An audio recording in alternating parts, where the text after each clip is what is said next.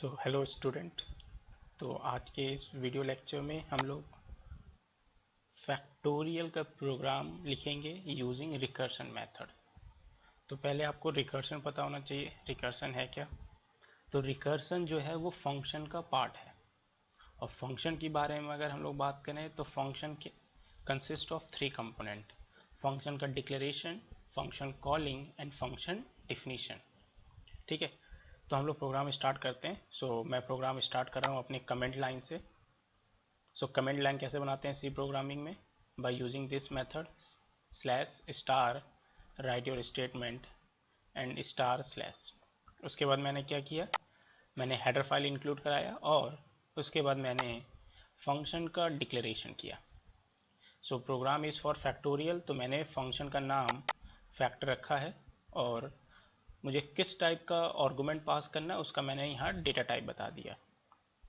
Then मैंने void main लिखा और इस मेन में हम अपने प्रोग्राम के फंक्शन को कॉल करेंगे, बट उससे पहले हमें जो रिक्वायरमेंट होगा प्रोग्राम में वो हमें डिक्लेयर करना पड़ेगा। तो फैक्टोरियल का प्रोग्राम है, तो फैक्टोरियल के प्रोग्राम में मुझे क्या चाहिए, वो नंबर यूज़र से चाहिए। तो उस नंबर को स्टोर करने के लिए मुझे उसका वेरिएबल डिक्लेयर करना पड़ेगा। Number is a integer, so I have declare int. और उसके रिजल्ट को भी मुझे स्टोर करना होगा, तो मैंने एक वेरिएबल और डिक्लेयर किया रिजल्ट। अब हम क्या करेंगे, यूज़र से वो नंबर इनपुट करा लेंगे जिसका उनका फैक्टोरियल कंप्यूट करना है। Enter number two find factorial.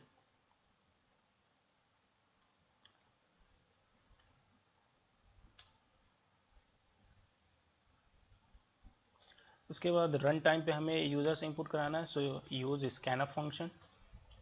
%d, m%, that is address of n। तो n पे आप उसको स्टोर कर देंगे।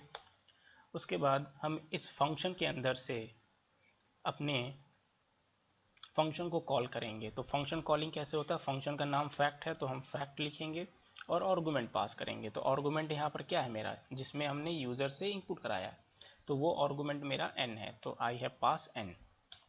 बट हमें क्या करना है, इस प्रोग्राम में इस फैक्टोरियल की वैल्यू को स्टोर करना है। We have to store in the variable called result. तो रिजल्ट में हम उसको स्टोर कर देंगे और मेन प्रोग्राम बंद होने से पहले हम उस रिजल्ट की वैल्यू को प्रिंट करा लेंगे। फैक्टोरियल ऑफ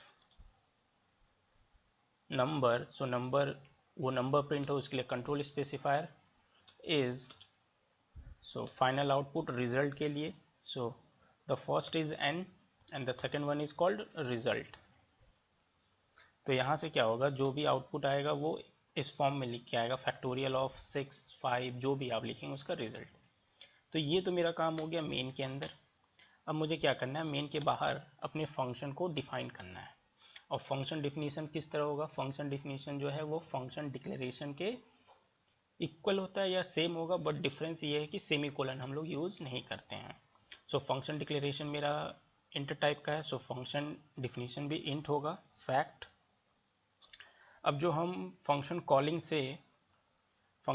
से जो आर्गुमेंट पास करेंगे, इसको रिसीव करने के लिए हमें एक वेरिएबल चाहिए इस फंक्शन डिफिनीशन में।